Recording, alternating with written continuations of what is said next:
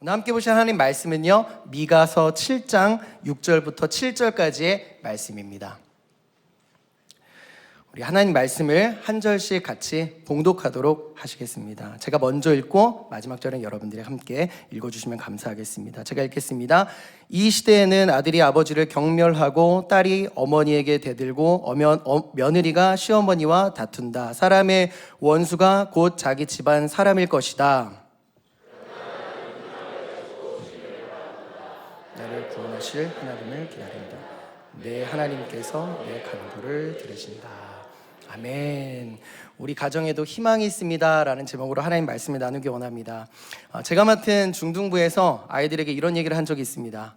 얘들아, 공부가 절대적인 거는 절대 아니야. 성적 그까이 거 별거 아니야. 그런데 하지 않으면 삶이 불편해질 수 있어. 그리고 뭔가를 선택해야 되는 상황이 올 때 그 선택지가 굉장히 좁아질 수 있어. 그러니까 너는 불편하지만 힘들지만 공부를 해야 해. 공부는 너의 인생에 굉장히 중요한 거야. 이렇게 사랑 어린 마음을 담아서 이야기했습니다. 그 말을 듣는 학생이 뭐라고 얘기했을까요? 목사님, 어쩜 우리 아빠랑 그렇게 똑같이 이야기하세요? 극혐입니다 라고 하면서 저를 엄청 조롱하는 눈빛으로 쳐다보면서 얘기했습니다. 정말 아이들을 사랑하는 마음으로 한 말이었지만 되려 저는 극혐이라는 평가를 받고 말았습니다. 오늘도 저와 같은 원하지 않는 평가를 받고 계시는 가정에서 고군분투하며 있으시는 우리 모든 사랑하는 부모님들 사랑하고 축복합니다. 격려하기를 원합니다.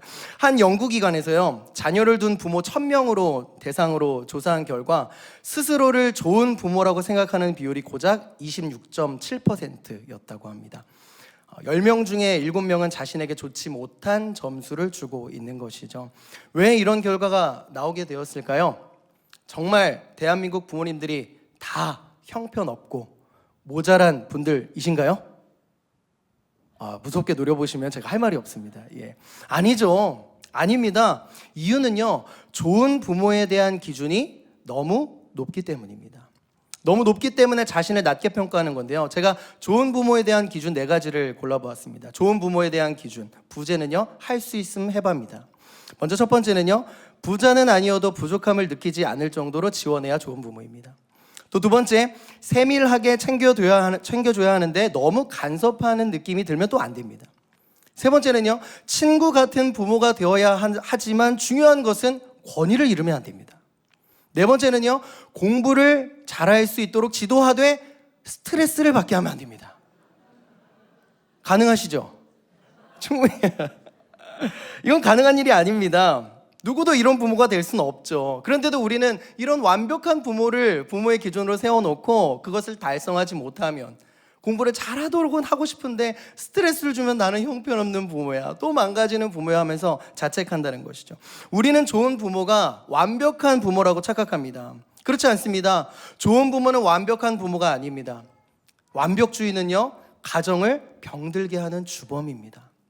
작은 실수에도 좌절하고 서로를 비난하며 아픔과 약점을 감추게 하기 때문이죠.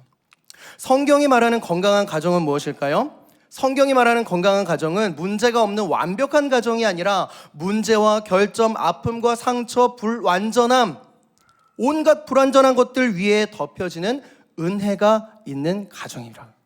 그것이라고 하는 사실이죠. 성경에 등장하는 첫 가정부터가 그것을 아주 잘 나타내 줍니다. 바로 아담과 하와의 가정인데요. 이 가정이 얼마나 특별하냐 하면 만남의 주선자가 하나님이십니다. 만남의 주선자가 하나님, 주례자도 하나님이십니다. 웨딩홀은 에덴 동산입니다. 여기서 결혼하고 싶으시죠? 너무 좋지 않습니까? 이 두 사람의 출발은 정말이지 완벽에 가까웠습니다. 창세기 2장 23절에 보니까요, 아담이 이르되 이는 내 뼈 중에 뼈요 살 중에 살이라, 이렇게 고백합니다. 하와를 보자마자 하나님이 내게 예비하신, 하나님이 나를 위해서 딱 허락하여 주신 딱 맞는 짝, 완벽한 짝이라고 확신했다는 것이죠. 얼마나 행복했을까요? 얼마나 좋았을까요? 그런데 이 마음이 오래 가나요? 오래 가셨습니까? 그렇지 않죠. 얼마 후에 이 가정이 깨어지는 사건이 발생합니다. 하나님께서 절대 먹지 말라고, 반드시 죽을 것이라고 경고하셨던 선악을 알게 하는 나무의 열매를 아담과 하와가 따먹게 된 것입니다. 하나님은 찾아오십니다. 찾아오셔서 너희가 정말 그 나무의 열매를 먹었느냐라고 물으십니다. 그때 아담이 하나님께 대답했던 이 대답이 굉장히 가관인데요. 우리 3장 12절 말씀을 함께 봉독해 보도록 하시겠습니다. 같이 읽겠습니다. 시작.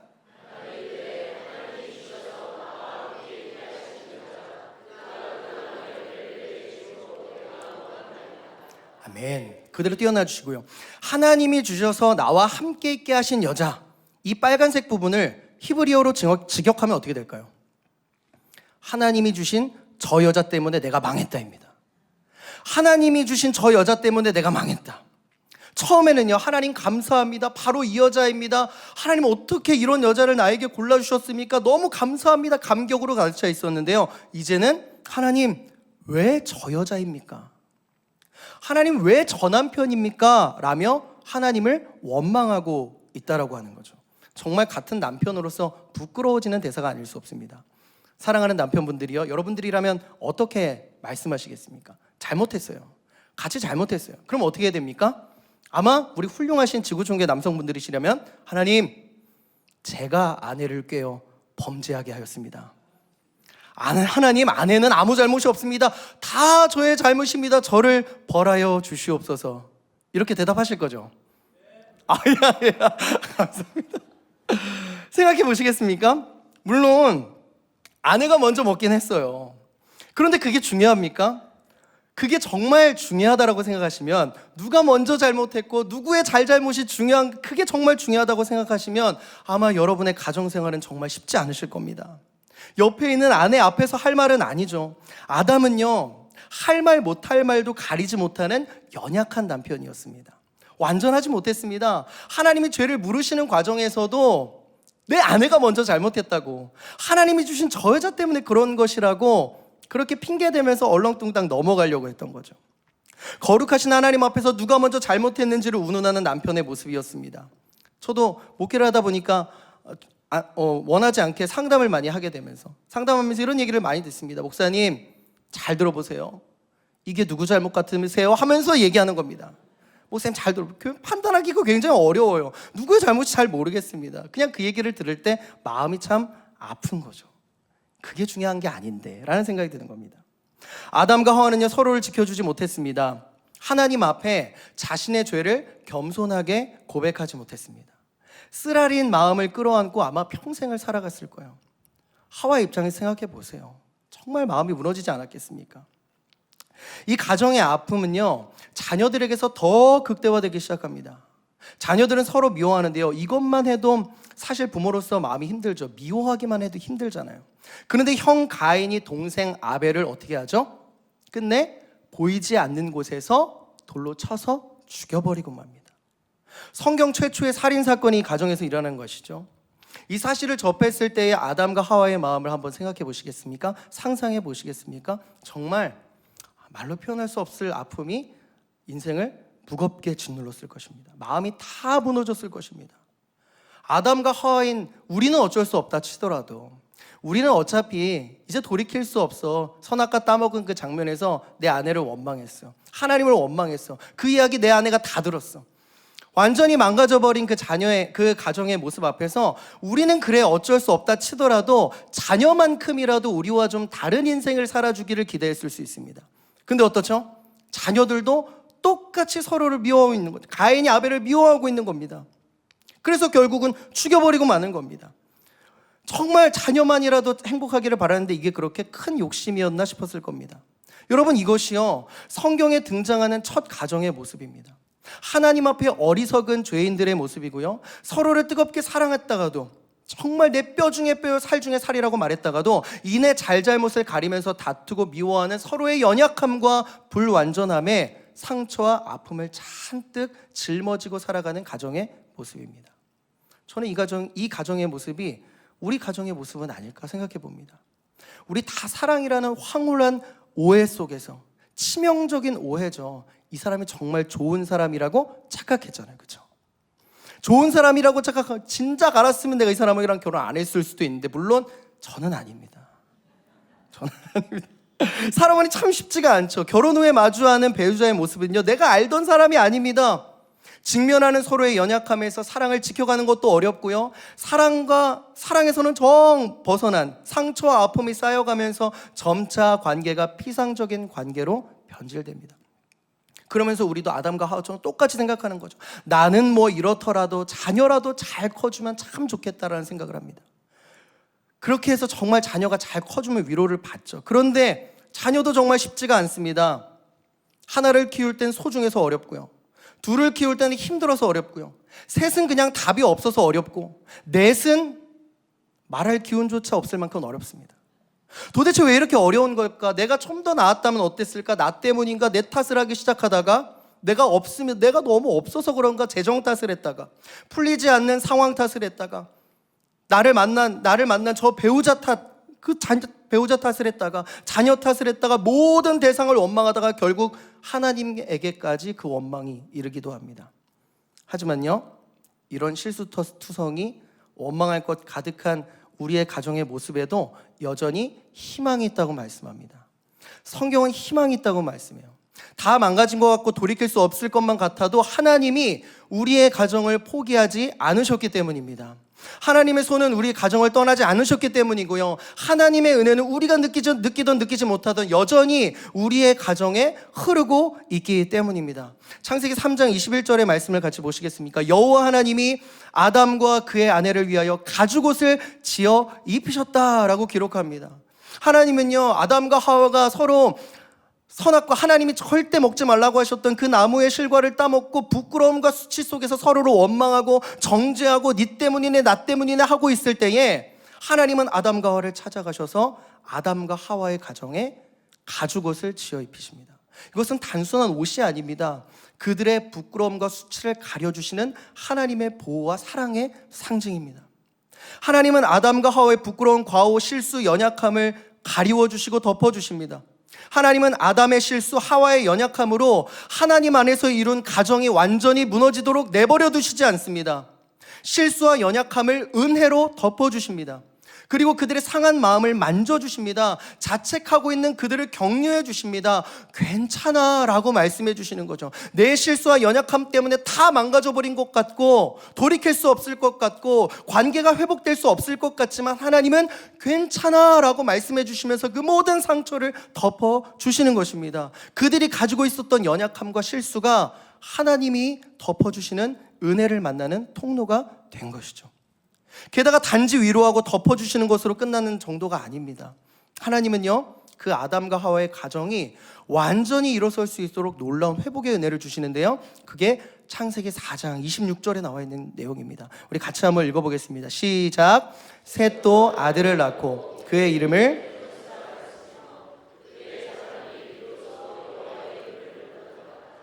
비로소 여호와의 이름을 불렀더라. 하나님은 아담의 가정에 잃어버린 아벨 대신에 셋이라고 하는 자녀를 선물로 허락해 주십니다.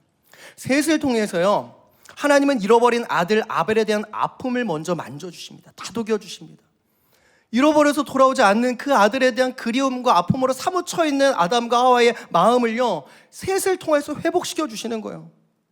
내가 너의 아픔을 위로한다 말씀해 주시는 겁니다. 자식을 잃은 그 아픔을 만져주시는 거예요. 그리고 정말 더 중요한 것, 잃어버린 아들보다 더 중요한 게 있습니다. 잃어버린 아들보다 중요한 잃어버린 하나님의 이름을 그 가정에 회복시켜 주시는 거예요. 가정 가운데 상실되어져 있었던 하나님의 이름, 세상 가운데 잃어버린 하나님의 이름, 사실은 아담과 하와가 하나님의 이름을 그 가정을 통해서 드러내고 나타내고 하나님의 이름을 자랑해야 했음에도 불구하고 언제 그 가정 가운데 잃어버리고 상실되어져 있었던 그 영광스러운 이름, 우리를 가정으로 하나 되게 하신 그 하나님의 이름을 하나님께서 다시 자신의 은혜로 말미암아 그 가정 가운데 회복시켜 주시는 것입니다. 그 이름을 부르게 하십니다.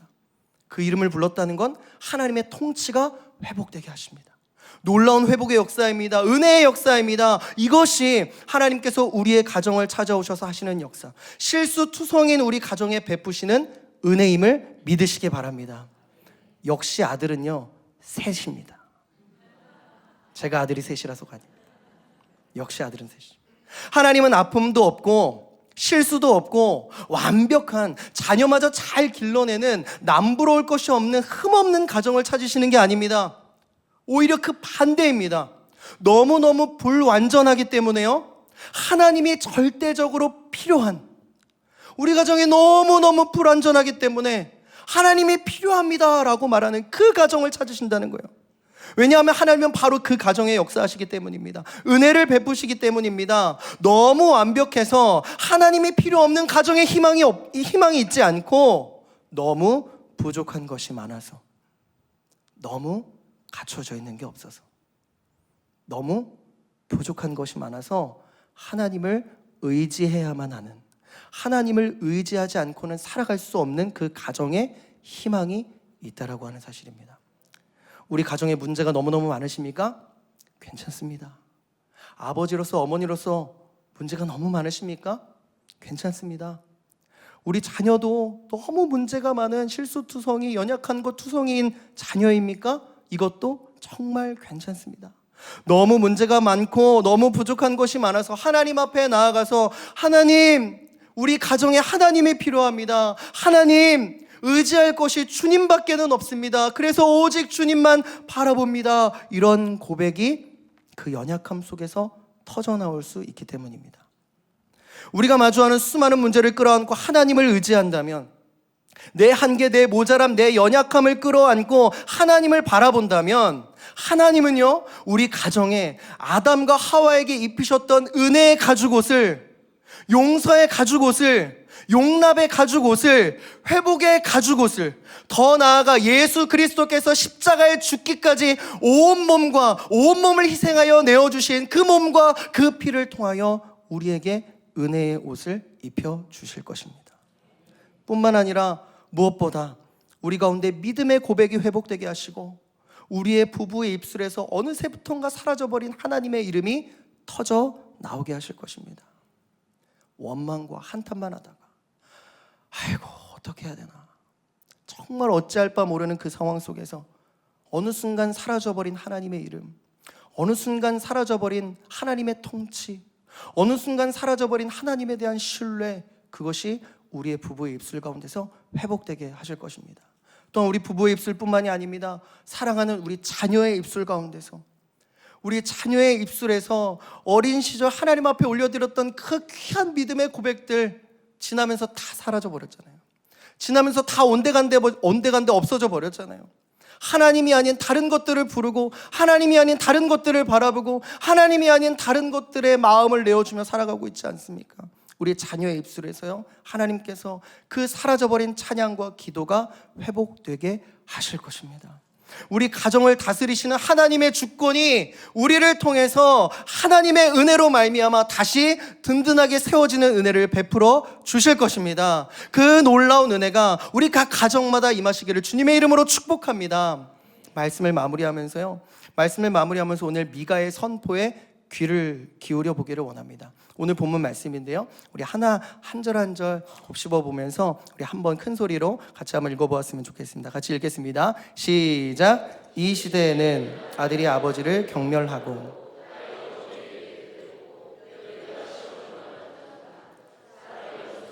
곧 자기 집안 사람일 것이다. 그러나 나는 희망을 가지고 주님을 바라본다. 나를 구원하실 하나님을 기다린다. 내 하나님께서 내 간구를 들으신다. 아멘. 미가가 묘사하는 시대적 상황을 한번 찬찬히 살펴보십시오. 그 상황이 정말 절망스럽습니다. 연약함을 가지고 살아갈 수밖에 없는 우리의 인생의 연약함 때문에, 그 죄 때문에 사회의 모든 정의와 공의가 무너져 버렸습니다. 그래서 끝내 하나님이 최후의 보루로 세워주신 가정마저도 철저하게 무너진 모습입니다. 아들이 아버지를 경멸하기 시작합니다. 딸이 어머니를 대적하기 시작합니다. 며느리와 시어머니가 서로를 대적하여 공격하며 비난하기 시작합니다. 가장 소중히 여겨야 할 모든 관계가 산산조각 나며 완전히 다 부서져 버린 상황인 것이죠. 이 세 가지 중에 한 가지만 경험해도 인생 전체가 흔들리게 될 것입니다. 아들이 아버지를 경멸하며 도전하며 공격하고 있습니다. 버텨내실 수 있겠습니까? 딸이 어머니를 그렇게 소중하게 키웠던 그 딸이 어머니를 대적하며 공격합니다. 며느리와 시어머니의 사이에 심각한 갈등이 있어서 부서지고 망가져 버린 상황입니다. 더 이상 좋아질 기미가 보이지 않는 상황. 그런데요, 도저히 아무것도 기미가 보이지 않는 그 상황에 돌연 미가는 이렇게 선포하고 있는 겁니다. 이 고백이 오늘 저와 여러분의 믿음의 고백이 되시기를 주님의 이름으로 축복합니다. 바로 이것입니다. 그러나 나는 희망을 가지고 주님을 바라본다. 그러나 나는 희망을 가지고 주님을 바라본다. 여기서의 희망은요, 그냥 언젠간 좋아지겠지. 집사님, 그냥 언젠간 자녀가 돌아올 겁니다. 집사님, 지금 상황이 안 좋지만 언젠가 하나님이 좋게 해주실 겁니다. 이런 막연한 말이 아닙니다. 그런 막연한 위로가 아닙니다. 여기서 말하고 있는 이 희망은요, 하나님께서 하실 놀라운 일, 회복의 역사, 구원의 역사에 대한 하나님의 약속을 정말 신뢰할 때 생기는 거룩한 마음이다라고 하는 것이죠. 여기서의 희망이 그것입니다. 막연한 희망이 아닙니다. 반드시 일어날 일에 대한, 하나님께서 우리 가정 가운데 이루실 반드시 일어날 일에 대한 신뢰와 확신 가운데서 나오는 믿음의 마음이라고 하는 사실입니다. 미가는 알았던 것입니다. 지금 내가 보는 눈앞에 일어나고 있는 모든 일들은 기미가 안 보입니다. 달라질 것 같지 않습니다. 깨어진 가정, 깨어진 민족의 현실이 변화될 것 같지 않아요. 새롭게 되어질 것 같지 않습니다. 그러나 미가는 알고 있는 것입니다. 희망은요, 이 희망이라고 하는 것은 지금 내가 보는 상황에 있지 않다는 것을 말입니다. 내 실수 때문에 망가져버린 현실에 희망이 달려있지 않다라고 하는 것이죠. 희망은 어디에 달려있습니까? 희망은 누구에게 있습니까? 바로 살아계시고 우리 가정 가운데 오늘도 일하기를 원하시는 그 주님, 아담과 하와의 완전히 부서지고 망가진 가정을 회복시키신 그 하나님께 우리의 모든 희망이 달려있다라고 미가는 고백하고 믿음으로 선포하고 있는 것입니다. 미가는 그 희망을 가지고 하나님을 바라봅니다. 상황이 아니라 하나님을 바라보기로 결정합니다. 달라지지 않을 것 같은 상황에 몰입하는 게 아니라 하나님을 바라보기 시작합니다. 이것은 아주 적극적인 표현인데요, 성벽을 지키고 있는 파수꾼의 모습을 묘사하고 있는 것입니다. 성벽을 지키고 있는 파수꾼이 그냥 멍 때리면서 저 지평선을 바라보고 있는 게 아니라요, 아주 집중되어진 눈빛으로, 날카로운 눈빛으로 그 지평선을 주시하고 있습니다. 그 지평선을 주시하고 있다가 만약에 비상사태가 벌어지면 끝까지 남아서 성벽에서 자신이 할 수 있는 모든 일을 감당하는 것입니다. 그 뉘앙스를 가지고 미가는 지금 나는 희망을 가지고 하나님을 바라본다고 얘기하는 겁니다. 미가는 지금 어둡고 막막한 상황에서 믿음으로 하나님을 바라보면서요, 끝까지는 언제까지냐면 하나님의 역사가 시작될 때까지 주께 간구하며 머물러 있는 것입니다. 하나님이 역사하심의 징조가 보이는 그 순간까지 내가 할 수 있는 최선의 노력을 다하여 신실하신 하나님, 성실하신 하나님을 바라보며 그분 앞에 우리 가정에 있는 모든 문제와 연약함과 내 실수와 내 아픔과 내 상처를 가지고 주님 앞에 나아가는 것입니다. 사랑하는 성도 여러분, 우리 가정에 하나님께서 역사하실 것을 신뢰하십니까? 저는 5월의 첫 주일 저녁에 하나님 앞에 우리 가정의 모든 문제를 가지고 주 앞에 나아가는 믿음의 기도가 있으시기를 간절히 축복합니다.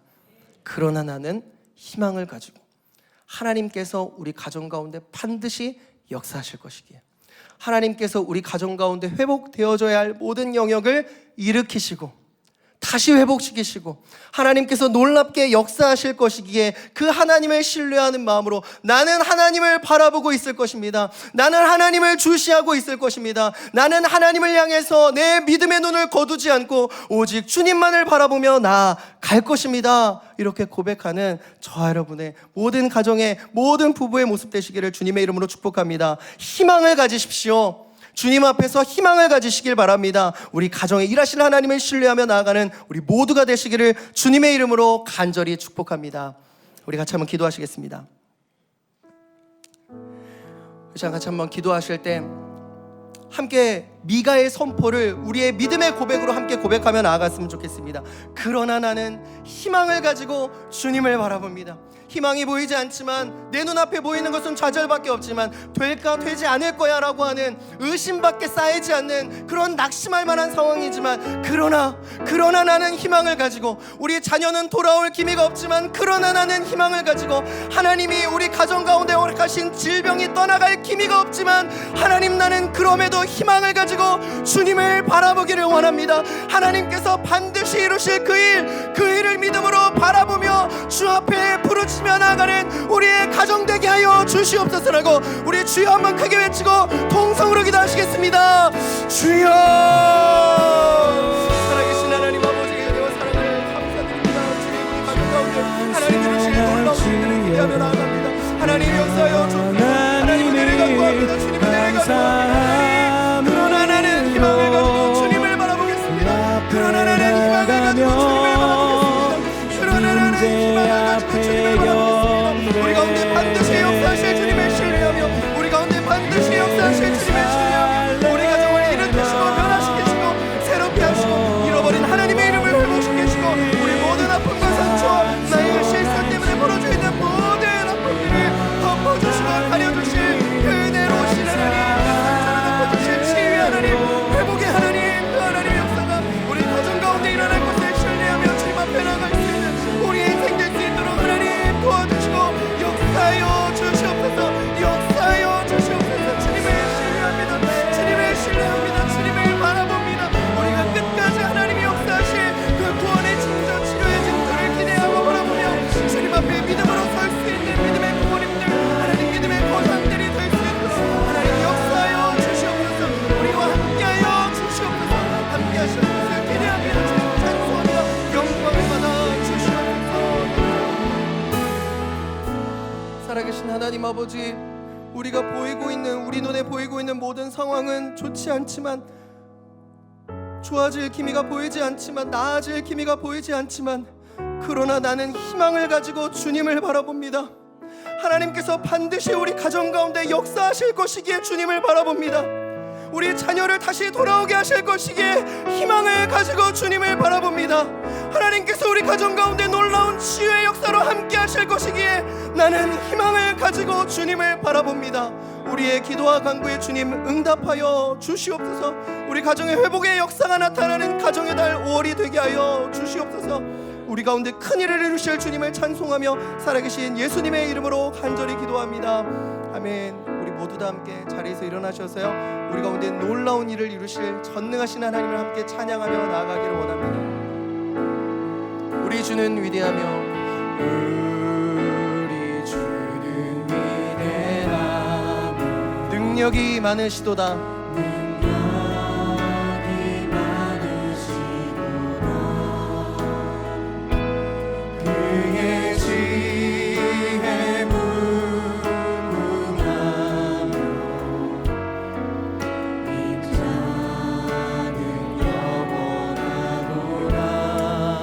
상한 자들 고치시며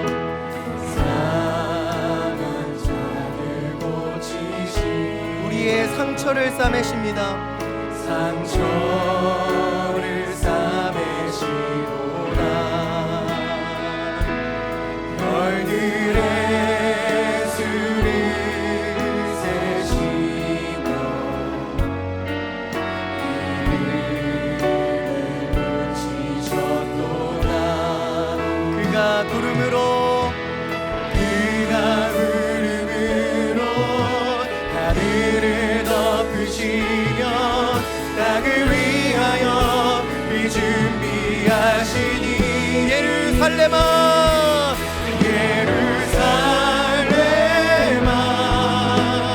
여호와를 찬송할지어다. 내 하나님을 감사함으로 그 앞에 나가며 주 임재 앞에 경배. 그가 구름으로